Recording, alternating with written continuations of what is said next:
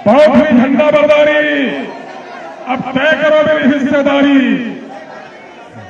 इनकलाब इनकलाब MIM barrister सोदी अवैसी, कोठिया किशन की आवाम, बहुत बहुत शुक्रिया।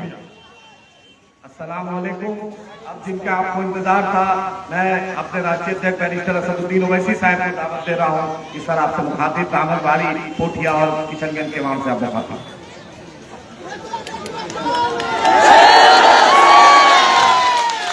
अस्सलाम वालेकुम रहमतुल्लाहि व बरकातुहू। बिस्मिल्लाहिर्रहमानिर्रहीम। मुअज़्ज़िज़ हाज़रीन इकराम, बुजुर्गान कौम और मिल्लत, पोस्टर नीचे करो, पोस्टर नीचे करो। किशनगंज और कोठा दामन के मेरे मयूर नौजवान साथियों, मोहतरम जनाब अख्तरुल ईमान साहब, सदर अध्यक्ष बिहार मजलिस इत्तेहादुल मुस्लिमीन, मेरे भाई तौसीफ आलम साहब जो बहादुरगंज के मजलिस इत्तेहादुल मुस्लिमीन के उम्मीदवार हैं, मोहतरम जनाब आदिल हुसैन साहब, जनाब वारिस पठान साहब, रुकन असम्बली जनाब माजिद हुसैन साहब, मेरे अजीज दोस्तों और बुजुर्गों, मजलिस इत्तेहादुल मुस्लिमीन की जानिब से आज एक नुक्कड़ सभा आपके इस इलाके में की जा रही है। 4 दिन का एक प्रोग्राम बनाया गया है पूरे सीमांचल के मुख्तलिफ विधानसभा में। ये हमारी गाड़ियों का काफिला, जिसको इंसाफ रैली के नाम, इंसाफ का नाम दिया, यात्रा का नाम दिया गया है। टूटे जावे है और आप जानते हैं कि आपके इस इलाके में बहुत से मसले मसाइल हैं। यहाँ पर जमीन कट जाती है, दंगा गांव में, धोबीडंगा गांव में और बक्सा गांव में। हमारे लिए बड़ी अफसोस की बात यह रही कि आप और हमने मिलकर कोठा दामन से मजलिस के उम्मीदवार को कामयाब किया, मगर अफसोस इस बात का रहा कि हमारे 4 विधायक को राजद के लोगों ने खरीद लिया। इन 4 बेईमानों ने ये तक नहीं सोचा कि वो गरीबों का वोट लेकर गरीबों के उम्मीदों पर पानी फेर रहे हैं, बल्कि अपने जाती मफाद की तकमील के लिए उन्होंने अपना सब कुछ बेच दिया।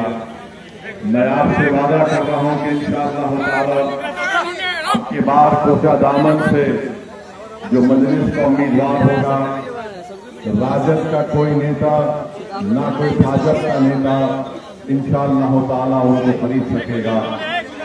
आप ही के दरमियान से मजलिस अपना उम्मीदवार को खड़ा करेगी और यहाँ पर जो आपके मसले मसाइल हैं इंशाअल्लाह ताला उसको हल करेगी। लोग मजलिस पार्टी से बोलते हैं कि आप मंत्री नहीं बनते हैं, तो हम उनसे कहना चाह रहे हैं कि पिछले 50-60 साल से जो लोग मंत्री बने, मुख्यमंत्री बने, संतरी बने, हम हमारे सवाल का जवाब दो। तुमने क्या सीमांचल के लिए कुछ किया? क्या तुमने सीमांचल में जो जमीन कट जाती है सैलाब में, उसकी रोकथाम के लिए कोई कार्रवाई की नहीं किया? क्या तुमने यहाँ पर अलीगढ़ मुस्लिम यूनिवर्सिटी का जो एक सेंटर है, मेरे भाइयों शेयर कर दें इसको, जल्दी ज्यादा से ज्यादा शेयर करें। काम किया आपने, कुछ नहीं किया। कोई क्या जो लोग राजद में चले गए भागकर, बताओ क्या तुमने कोठा दामन में एक रेलवे स्टेशन तुम खोल सके? नहीं खोल सके।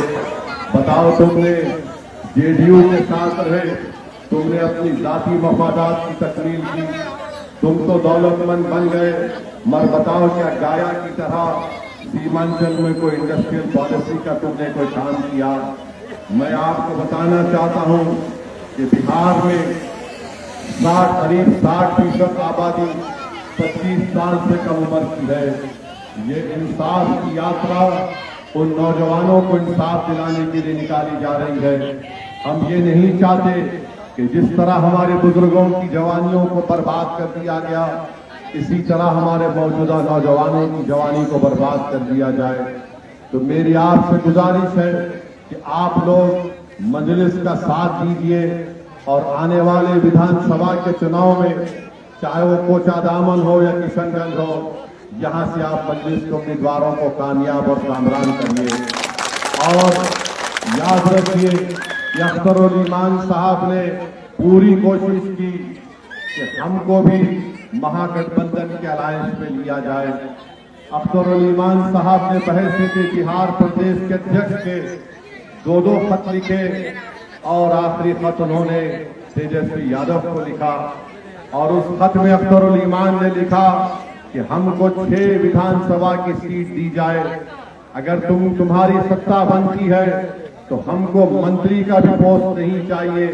हम सिर्फ यही चाहते हैं कि सीमांचल डेवलपमेंट काउंसिल बनाया जाए ताकि हमारे भारत के संविधान में जो उसकी गुंजाइश है उसके तहत सीमांचल में इंसाफ हो। अब जो लोग हम पर झूठा इल्जाम लगाते थे कि मजलिस के खड़े होने से वोट कट जाते हैं, मैं पहले भी कहा, आज भी कह रहा हूं, अगर बीजेपी जीत रही है तो मुसलमानों के वोट से बीजेपी नहीं जीत रही है। बीजेपी अगर जीत रही है तो इन तमाम नाम निहाद सेकुलर पार्टियों का वोटर मोदी के गोद में जाकर बैठकर चाय पी रहा है।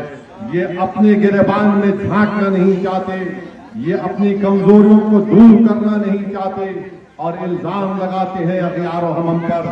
अरे तुम्हारे दरमियान में जो लोग खड़े हैं वो तुम्हारा कितना साथ दे रहे हैं वो देख लो। मगर मेरे अजीज दोस्तों और बुजुर्गों, ये हमारा इखलास, ये हमारा पैगाम आप तक पहुंचना जरूरी है। मजलिस ने जो खत लिखा वो कमजोरी की बुनियाद पर नहीं लिखा बल्कि ताकत की बुनियाद पर लिखा।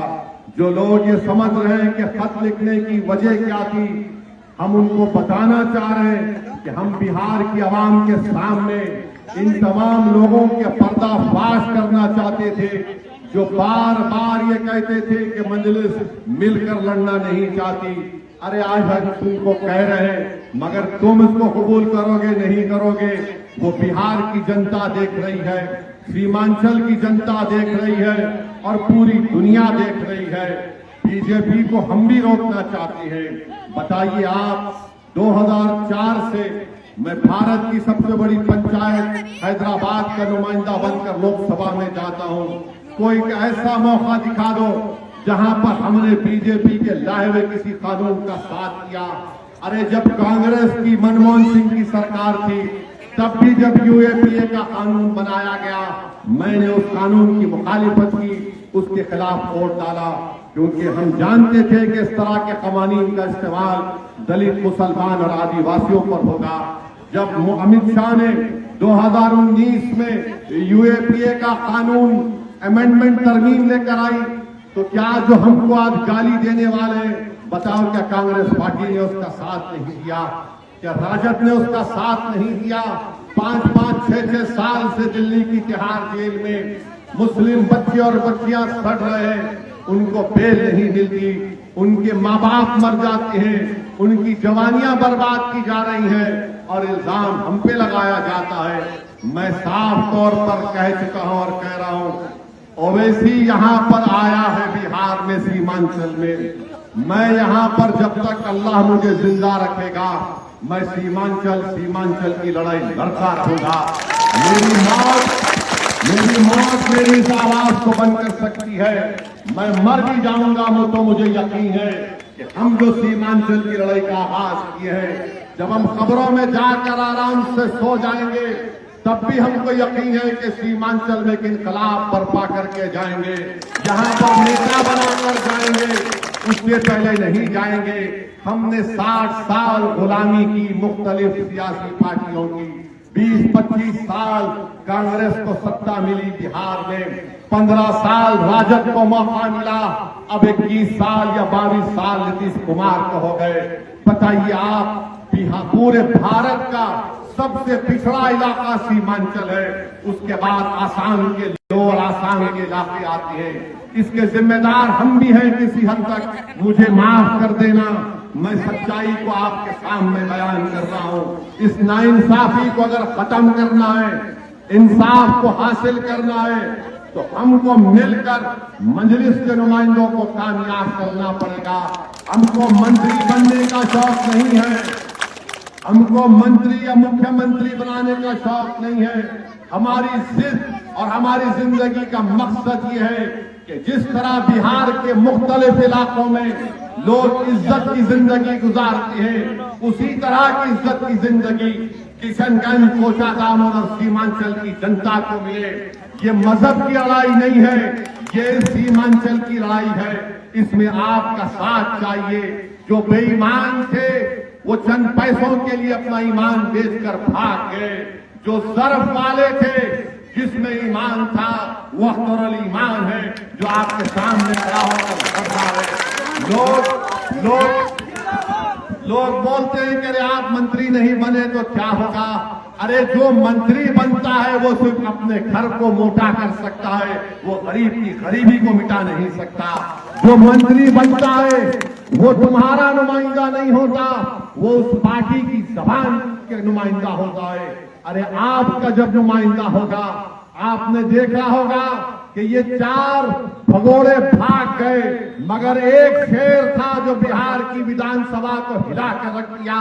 जो कोचाधामन हो, जो किशनगंज हो, जो कि सीमांचल हो या बिहार का कोई भी वाकया होता हो, अख्तरुल ईमान इंसाफ की बात करते आए हैं। तो मेरे अजीज दोस्तों और बुजुर्गों, हम आपसे अपील करने आए हैं कि आप मजलिस का साथ दीजिए और इंशाअल्लाह ताला आप और हम मिलकर सीमांचल के में एक नई तारीख को रकम करेंगे। यहाँ पर स्कूल, यहाँ पर आप यहाँ पर इस इलाके में इतने स्कूल में इतने ज्यादा बच्चे हैं कि क्लासरूम नहीं है।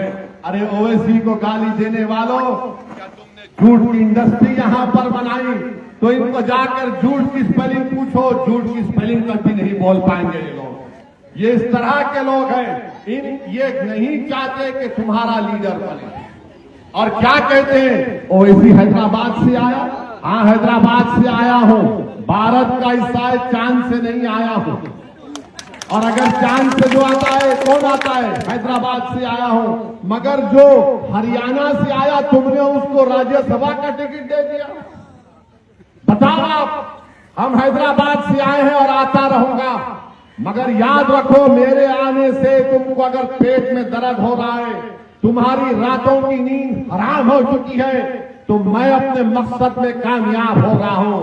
तुमने यहां पर आवाम को, यहां पर उनको बेदार होने नहीं दिया। तुमने यहाँ के आवाम को कहा कि सिर्फ हमको वोट डालो, हम तुमको हर चीज करके दे देंगे, हम फिरका परस्ती को रोक देंगे। कुछ नहीं रोक पाए। आपने वोट दिया, एक परिवार से 2 मुख्यमंत्री बन गए। आपने वोट दिया तो आज कोई कह रहा है कि मैं मुख्यमंत्री बनूंगा। मेरे भाई, मंत्री और मुख्यमंत्री बनने से ज्यादा नेता आपको बनना पड़ेगा। जब तुम नेता बनोगे तो 20-25 साल तक तुम्हारे प्रखंड में कोई नाइंसाफी नहीं होगी। इसी तरह मजलिस काम करना चाहती है कि आपने सियासी शऊर को बेदार किया जाए, आपकी सियासी क़ियादत हो। मुझे बोलने दीजिए, यादवों का नेता, राजपूतों का नेता, भूमिहार का नेता, दलितों का नेता, पासवान का नेता, मांझी का नेता, अरे सबका नेता है।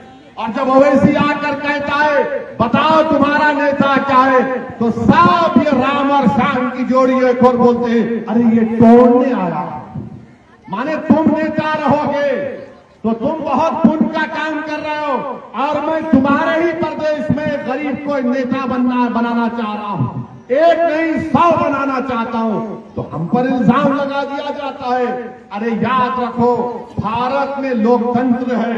लोकतंत्र में जब तेजस्वी मुख्यमंत्री बनने का ख्वाब देख सकता है, तो क्या एक किशनगंज कोचाधामन से नौजवान खड़े होकर नहीं कह सकता कि मैं नेता बनूंगा? अरे क्या हम पैदा इसलिए हुए कि तुम्हारे ख्वाबों को पूरा करेंगे और हम अपने ख्वाबों को चूर कर देंगे? क्या हम पैदा इसलिए हुए कि अपने घरों को वीरान कर कर तुम्हारे महलों में चिराग जलाएंगे? ये नहीं हो सकता। ये बराबरी की लड़ाई है, ये इंसाफ का तकाजा ये है, अगर तुमको कोई चीज मिलेगी तो मुझे भी मिलना चाहिए। मैं अब तुम्हारे सामने सर झुकाकर तुमको अपना नेता मानने को तैयार नहीं हूं। तुम बात करना चाह रहे हो तो बराबरी की बात होगी, गुलामी की बात कभी नहीं हो सकती इंशाअल्लाह ताला। तो मेरे नौजवानों, बुजुर्गों, मेरी इज्जतदार मां और बहनों, हम आपसे अपील कर रहे हैं कि आप मजलिस को मजबूत करिए। नौजवानों, तुम बिहार प्रदेश में तुम्हारी आबादी 60% के करीब है। ये लड़ाई आपकी है। कल आने वाला निकलने वाला सूरज तुम्हारे लिए होगा। अगर आज तुम यही समझ कर वोट डालोगे कि नहीं हमारे दादा ने, हमारे पुरखों ने 50 साल से इसी नाम पर वोट दिया, नहीं अब बेदारी का वक्त है। हमने 50 साल इन लोगों पर भरोसा किया, बताओ क्या मिला हमको? कुछ नहीं मिला। यकीनन बीजेपी को रोकना है। और मोदी ने जो वक्फ का कानून बनाया वो सिर्फ मस्जिदों को छीनने के लिए, कब्रस्तानों को छीनने के लिए, दरगाह और खानखाहों को छीनने के लिए बनाया गया है। दुनिया ने देखा कि भारत की पार्लियामेंट में किसी ने ये कहकर इस कानून को काला कानून कहकर फाड़ दिया तो उसका नाम ओवैसी था। तो मेरे अजीज दोस्तों और बुजुर्गों, आप आइए, मजलिस को मजबूत करिए। आज दिन भर हमारी नुक्कड़ सभाएं हैं, 27 तारीख तक इंशाअल्लाह प्रोग्राम चलेगा। मुझे यकीन है कि ये एक मुस्बित तब्दीली पैदा करेगा सीमांचल में, और आप तमाम का हमको साथ चाहिए। तो लगाइए मेरे साथ, सीमांचल की सरजमीन जिंदाबाद, सीमांचल की सरजमीन जिंदाबाद, सीमांचल की सरजमीन जिंदाबाद, अख्तरुल ईमान जिंदाबाद, अख्तरुल ईमान जिंदाबाद, MIM पार्टी जिंदाबाद।